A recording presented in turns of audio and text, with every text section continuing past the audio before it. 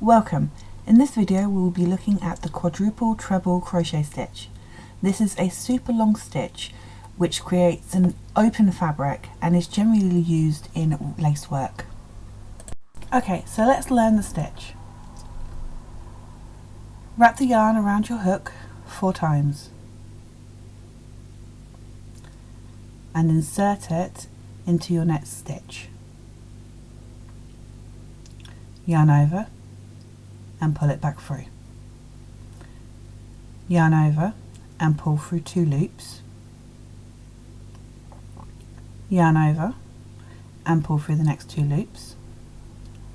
Yarn over, pull through 2 loops. Yarn over and pull through 2 loops. Yarn over and pull through your last 2 loops. Okay, let's do that again, shall we? Wrap the yarn around your hook 4 times. Insert it into the next stitch. Yarn over and pull back through. Yarn over and pull through 2.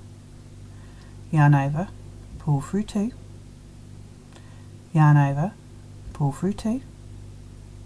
Yarn over, pull through 2. And yarn over and pull through the next 2. Once more. Wrap the yarn around your hook 4 times. Insert your hook. Yarn over and pull back through. Yarn over, pull through 2. Yarn over, pull through 2. Yarn over, pull through 2.